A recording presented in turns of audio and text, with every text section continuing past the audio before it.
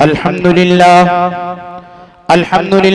रब्बिल आलमीन वस्सलातु वस्सलामु अला सय्यिदिल अंबिया'i वल मुरसलीन मुहम्मदिन व अला आलिहि व अस्हाबिहि अजमईन अम्मा बअद अऊज़ु बिल्लाहि मिनश शैतानिर रजीम बिस्मिल्लाहिर रहमानिर रहीम लक़द कान लकुम फ़ी रसूलिल्लाहि उस्वतुन हसनह सदक़ल्लाहुल अज़ीम या रब्बि सल्लि व सल्लिम दाइमन अबदन अला हबीबिका खैरिल खल्क़ि कुल्लिहिम। क्या दिल में जगह रखते हो संसार के लिए? क्या दिल में जगह रखते हो संसार के लिए जब दिल बना है सैयद अबरार के लिए? क्या दिल में जगह रखते हो संसार के लिए जब दिल बना है सैयद अबरार के लिए? स्टेज पर तशरीफ फरमा उलमाए किराम, मुहतरम सामईन, अजीज साथियों, सबसे पहले मैं आपको ये खबर दे दूं कि हम भी चाहते हैं कि हमारे मेहमान शायर जनाब दिल खैराबादी जो हर एक की दिलों की धड़कन है आप बार बार सुने। इसीलिए हम लोगों ने ये तरतीब बनाई कि कुछ न कुछ रास्ता निकाला जाए, क्योंकि कहा पार उतरने के लिए तो बिल्कुल चाहिए, पार उतरने के लिए तो बिल्कुल चाहिए, बीच दरिया डूबना हो फिर भी एक पुल चाहिए, बीच दरिया डूबना हो फिर भी एक पुल चाहिए। तो मैं भी चाहता हूं कि बार बार आपको सुनने का मौका मिले, इसीलिए हम लोगों ने एक तरतीब बनाई कि आपको बार बार मौका मिले। बहरहाल मेरे दोस्तों, हम और आप दीन की मजलिसों में, महफिलों में जहां भी बैठे, जहां भी शिरकत करें तो इस नीयत से शिरकत करें कि हमने किसी को सुन के अपने दिल में उतारने के लिए हाजिरी दी है। यहाँ इसलिए हाजिरी दी है कि जिन बातों को सुनूंगा उन बातों को दिल में उतार कर अमली जामा पहनाने की कोशिश करूंगा। क्यों? जो कापी भरी हो उस पर लिखी नहीं जाती, जो प्याला भरा हो उस पे भरा नहीं जाता। इसलिए दिल को साफ करके, नियत पुख्ता करके आप बैठे और आया करें इंशाअल्लाह रहमान। उसमें हमारे उलमाए किराम, शुराए इज़ाम ऐसी ऐसी चीजों को भर देंगे कि जिंदगी भर मुअत्तर हो जाएंगे। बहरहाल ये मानने का जज्बा और अच्छी उम्मीद पे एक बात मुझे याद आ गई। एक मर्तबा अल्लाह के हबीब सरकारे दो आलम सल्लल्लाहु अलैहि वसल्लम मस्जिद नबवी के अंदर तशरीफ फरमा थे। अचानक मेरे आका की जबान से एक लफ्ज निकला, सहाबा से फरमाया कि सहाबा की जमात बैठ जाओ। क्या कहा? सहाबा की जमात बैठ जाओ। हमसे भी कहा जाता बैठ जाइए, हमसे भी कहा जाता आगे आ जाइए। हम लोग अपने रवैये पर गौर करेंगे और इस वाक़े को सुनेंगे। सहाबी रसूल से अल्लाह के नबी सरकारे दो आलम सल्लल्लाहु अलैहि वसल्लम ने फरमाया बैठ जाओ। इतना कहना था, जिस सहाबी ने जहां मौका पाया वही बैठ गए। एक सहाबी रसूल को अल्लाह के रसूल सल्लल्लाहु अलैहि वसल्लम ने देखा कि एक पैर मस्जिद के अंदर है और एक पैर मस्जिद के बाहर जहां चप्पल निकालते हैं वहां रखा हुआ है। उनसे अल्लाह के हबीब सरकारे दो आलम सल्लल्लाहु अलैहि वसल्लम ने पूछा, ऐ फना, आप अंदर आके बैठ जाते, आप एक पैर अंदर और एक पैर बाहर। उस सहाबी रसूल ने जो इश्क का जुमला इस्तेमाल किया वो सुने और अपने दिल के कानों को उससे सुनकर उसमें जगह दें। उन्होंने कहा, अल्लाह के रसूल सल्लल्लाहु अलैहि वसल्लम, आपके फरमान के बाद मेरे लिए गुंजाइश नहीं बचती कि मैं एक कदम भी आगे बढ़ाऊं। इतने में एक सहाबी रसूल हजरत अबू दरदा रज़ी अल्लाह ताला अन्हु को हुजूर अकरम सल्लल्लाहु अलैहि वसल्लम देखते हैं कि बकरियों का जो बांधने की जगह थी उस जगह पर बैठे हुए हैं। उस सहाबी रसूल से अल्लाह के हबीब सरकारे दो आलम सल्लल्लाहु अलैहि वसल्लम ने पूछा, ऐ फला, मैंने तो मस्जिद वालों से कहा बैठने के लिए, तुम क्यों बैठ गए? उस आशिक़े रसूल ने कहा, अल्लाह के रसूल, मैंने ये नहीं देखा कि आपने किसका नाम लिया, किसको छोड़ दिया। मैंने तो देखा कि मेरे आका का फरमान है, मैंने जगह नहीं देखा, मैं बैठ गया। इसीलिए कहा, दर्दमंदों से न पूछो कि कहां बैठ गए, दर्दमंदों से न पूछो कि कहां बैठ गए। तेरी महफिल में गनीमत है जहां बैठ गए, तेरी महफिल में गनीमत है जहां बैठ गए। तो मेरे दोस्तों, आप जहां भी आए, दीन की मजलिसों में आए तो एक दीनी जज्बा लेकर के आए। मैं इसलिए बीच में आया हूं ताकि आपको बेदार करूं, जगा दूं, ताकि मेहमानों का एक एक लम्हा हमारे लिए कीमती हो जाए। अल्लाह के हबीब सरकारे दो आलम सल्लल्लाहु अलैहि वसल्लम की जिंदगी अल्लाह तबारक व तआला कुरान मुकद्दस के अंदर फरमाता है कि हम लोगों को दुनिया के किसी कोने में जाने की जरूरत नहीं है। हमें दुनिया के किसी बड़े से बड़े स्टार को आइडियल और नमूना बनाने की जरूरत नहीं है, किसी दूरबीन को लगाने की जरूरत नहीं है। अल्लाह तबारक व तआला फरमाता है, मुसलमानों, दुनिया के लोगों सुनो, अल्लाह ने तुम्हें एक ऐसा नमूना दिया है, जिस नमूने में जिस चीज को तुम तलाश करोगे वो सारी खूबियां मिल जाएगी तुम्हें। इस नमूने के अंदर जिस चीज को तलाश करोगे वो सारी खूबियां मिल जाएगी। अल्लाह तबारक व तआला ने कुरान मुकद्दस के अंदर फरमाया, लक़द काना लकुम फी रसूलिल्लाहि उस्वतुन हसना।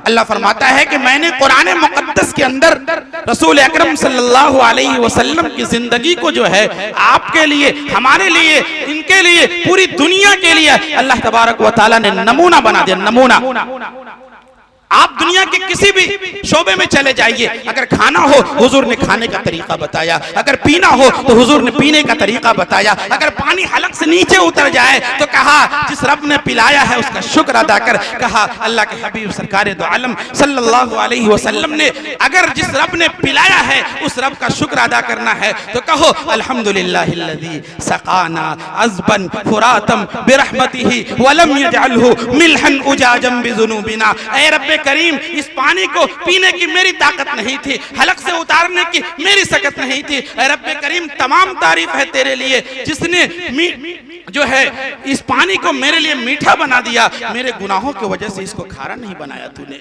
ऐ रब्बे करीम, तेरा करम है। अगर निकाह की जरूरत हो, शादी की जरूरत हो, अल्लाह के रसूल सल्लल्लाहु अलैहि वसल्लम ने कहा अन निकाह मिन सुन्नती, मेरे जो है आका ने कहा कि ये मेरी सुन्नत है, मेरी सुन्नत में ढल जाओ अगर रिश्ते भी करने हो तो।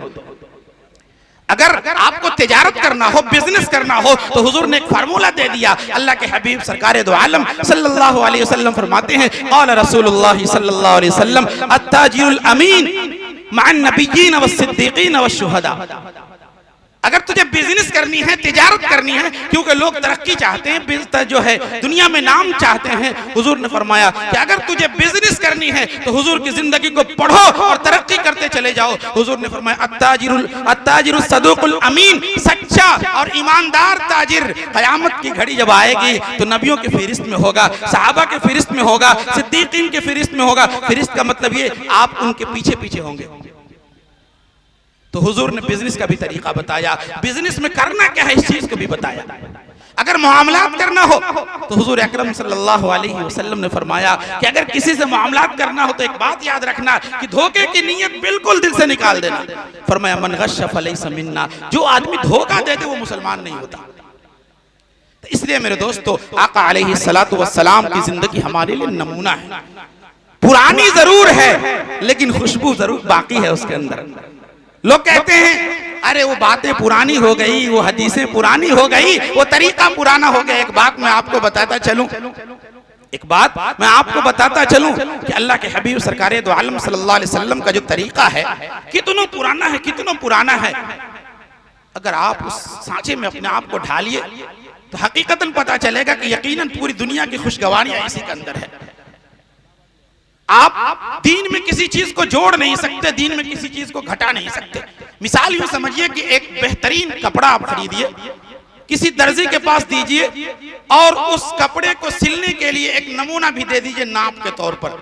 4 दिन के बाद उस कपड़े को वापस लेने जाइए, वो दर्जी आपसे कहे कि भाई मैंने कपड़े को तो तैयार कर दिया लेकिन आपके पुराने नमूने में एक जेब था, मैंने 2 जेब बढ़ा दिया। कहे कि आपकी आस्तीन जो है प्लेन थी, मैंने इसमें कढ़ाई कर दिया। आप कहेंगे कि बड़ा दिमाग खराब है भाई। पूछेगा अरे भाई मैंने तो खूबसूरती बढ़ा दी। आप कहेंगे नहीं, मेरे कपड़े जिसने कीमती थे जो है सादे आस्तीन में उसकी कीमत बढ़ती थी, एक जेब में उसकी कीमत बढ़ती थी, उसमें घटाने और बढ़ाने की जरूरत नहीं थी। इसी तरीके से अल्लाह ने कहा कि हमारा दीन मुकम्मल है, हमारा दीन मुकम्मल है, इसमें घटाने की जरूरत नहीं है, इसमें ढोल को ऐड करने की जरूरत नहीं है, इसको लाठी से सजाने की जरूरत नहीं है, इसको बाजे से बजाने की जरूरत नहीं है। ये दीन मुकम्मल है, न ऐड किया जाएगा न इसको घटाया जाएगा। एक बात याद रखिए, दुनिया में कितनों खूबसूरत से खूबसूरत काम हो, कितनों खूबसूरत काम हो, जिस पर रसूलुल्लाह की मोहर न लगी हो सल्लल्लाहु अलैहि वसल्लम, उस काम को मरदूद कह देंगे। एक मिसाल से यूं समझिए, दुरूद शरीफ पढ़ना बड़ी इबादत है, बड़ी इबादत है। 4 रकत की नमाज पढ़ें, 2 रकत पे तहियात के बाद अब दरूद शरीफ पढ़ लें, जुर्माना लग जाएगा। अगर अतहियात के बाद दुरूद शरीफ पढ़ ली तो आपको एक्स्ट्रा सजदे करने पड़ेंगे। क्यों? आप कहेंगे दुरूद तो इबादत है, दुरूद पढ़ने पे ये जुर्माना कैसे हो गया? तो मेरे दोस्तों, ये इसलिए जुर्माना है क्योंकि मेरे आका ने इस पे मोहर नहीं लगाया। मेरे आका ने कहा कि अगर 4 रकत वाली नमाज पढ़नी है तो 2 रकत में अतहियात के बाद खड़े हो जाना है। इबादत तो थी, दुरूद पढ़ना अच्छा था, लेकिन मेरे आका की मोहर नहीं थी, तो अभी दुरूद भी नहीं पढ़ेंगे हम। क्यों? आका अलैहिस्सलातु वस्सलाम ने जो तरीका दिया है, उस तरीके के मुताबिक ही कितना खूबसूरत अमल हो वो काबिल कबूल है, उस तरीके से हट के काबिल कबूल नहीं है। इसीलिए कहा, प्यासे रहोगे साक़ी कौसर को छोड़कर, प्यासे रहोगे साक़ी कौसर को छोड़कर, पी जाओ चाहे 7 समंदर निचोड़कर, पी जाओ चाहे 7 समंदर निचोड़कर। मेरे आका सरकार मदीना सल्लल्लाहु अलैहि वसल्लम ने अगर आपको नमाज पढ़नी हो, हुजूर ने नमाज का तरीका बताया, कहा सल्लू सलातना, जो है जैसे मैं नमाज पढ़ता हूँ वैसी तुम नमाज पढ़ो। बिजनेस करना हो, मैंने बताया कि बिजनेस कैसे करनी है। कितनों पुरानी से पुरानी चीज हो, आका की मोहर लगी हुई है तो सबसे अजीम चीज है। मिसाल, आखिरी मिसाल देकर के मैं आपको ये बात समझा करके इंशाअल्लाह बात खत्म करेंगे। आप किसी किराने की दुकान पर चले जाएं, किराने के दुकानदार को आप कहें कि भाई 10 रुपए का चीनी दे दीजिए, आप वो आपको खुशी खुशी चीनी दे दे, बदले में उसको चमकता हुआ इस जलसे का कार्ड दे दीजिए, उसको बदले में चमकता हुआ दमकता हुआ जलसे का कार्ड दे दीजिए। वो दुकानदार यकीनन आपसे कहेगा बड़ा बेवकूफ है भाई, अकल उकल खराब है आपकी। आप कहेंगे भाई चमकता हुआ कार्ड दे रहा हूं। इतने में एक दूसरा आदमी आए, 10 रुपए की नोट दे करके कहे कि भाई 5 की बिस्किट देना, 5 वापस दे देना। लेकिन वो पुराना नोट दिया, थोड़ा सा फटा हुआ भी था। फौरन दुकानदार ने बिस्किट भी दिया, 5 रुपए वापस भी दिए। अब और आपका पारा चढ़ गया, भाई मैंने चमकता हुआ कार्ड दिया, आप मुझे सामान भी नहीं दे रहे, उसने पुराने और फटे नोट दिए, आपने तो पैसे भी वापस कर दिए। तो वो दुकानदार कहेगा भाई तुम्हें बात समझ में नहीं आती, अकल की कमी है, खोपड़ी में जगह नहीं है। जिस पुराने नोट की तू बात कर रहा है इस पे हुकूमत की मोहर लगी है, जिस कार्ड की तू बात कर रहा है ये मोहर से खाली है, इसलिए तेरे कार्ड की कोई कीमत नहीं है। इसी तरीके से चाहे वो ढोल हो, चाहे वो पगड़ी हो, चाहे वो लाठी हो, चाहे वो डीजे पर या हुसैन का नारा हो या अली का नारा हो, चाहे वो किसी भी तरीके की चीज हो जिस पे रसूलुल्लाह सल्लल्लाहु अलैहि वसल्लम की मोहर न लगी हो, जो है ऐसे ही चमकते हुए धोखेबाज कार्ड की तरह है, जैसे आपने उस दुकानदार के साथ मामला देखा। इसलिए मेरे दोस्तों, आप इस बात को ध्यान में रख ले, शादी करें इस बात को ध्यान में रखें कि रसूलुल्लाह सल्लल्लाहु अलैहि वसल्लम की जिंदगी से हट करके अगर शादी होगी बरकतें खत्म हो जाएंगी। अगर तिजारत करें उसमें जरा सा भी हुजूर के तरीके के खिलाफ वर्जी हुई बरकतें खत्म हो जाएंगी। इसलिए मेरे दोस्तों, हम जो है ये पूरी दुनिया एक ऐसी रहमत के साए में जी रही है, एक ऐसी रहमत के साए में जी रही है कि जिस रहमत के साए में आने के बाद आदमी सारा गम भूल जाता है। इसलिए सच्चा और पक्का आशिक़े रसूल बने, सच्चा और पक्का जो है हुजूर का उम्मती बने, सच्चा और पक्का जो है हुजूर का गुलाम बने जो है। और जब भी आपको दीन की महफिलें मौका मिले, ऐसी महफिलें मिले, तो आप उस महफिल में जोश व खरोश के साथ शामिल भी हों। खुसूसन उलमाए किराम के बयान को जरूर सुने, क्योंकि उलमाए किराम ऐसी बातें करते हैं दिल के कानों से सुन लिया जाए तो जिंदगी बदल जाएगी, जिंदगी बदल जाएगी। आखिरी बात बताऊं कि मेरे दोस्तों, अगर दुनिया में तरक्की करना है तो एक बात को ध्यान में रखे, भले कम ही खाया करो, भले कम ही खाया करो, मगर ईमान को अपने बचाया करो। मगर अपने ईमान को अपने बचाया करो। फूस की झोपड़ी में जिंदगी बसर हो, लेकिन फूस की झोपड़ी में जिंदगी बसर हो लेकिन अपनी इज्जत को यारो बचाया करो। आज पैसों के खातिर जो है दुनिया में तरक्की की खातिर लोगों ने इज्जतें बेचना शुरू कर दिया। बेहयाई का इतना बड़ा जो नंगा नाच किया कि लोगों ने पैसे के आगे अपने आप को ये भी नहीं देखा कि हम कहां जा रहे हैं। इसलिए मेरे दोस्तों, खुसूसन मैं कहूंगा कि भले कम ही खाया करो, लेकिन अपनी ईमान को, अपनी इज्जत की हिफाजत करो, अपने माँ बहनों की इज्जत की हिफाजत करो। इससे बढ़ के कोई चीज नहीं है। हया ईमान का ऐसा जेवर है कि दुनिया के किसी सुनार ने आज तक उस जेवर को नहीं बनाया। एक बार उतर जाए तो किसी ने नहीं बनाया। जो है आखिर में यही कहेंगे कि आप सच्चा और पक्का आशिक़ रसूल बने, हुजूर के सुन्नत की साये में जिंदगी को गुजारने की कोशिश करें। जो इश्क़ नबी का कानों में रस घोलो जरा, इश्क़ नबी का कानों में रस घोलो जरा, बस सल्ले अला बोलो जरा। आमीन व आखिर दावाना अनिल हम्दुलिल्लाहि रब्बिल आलमीन।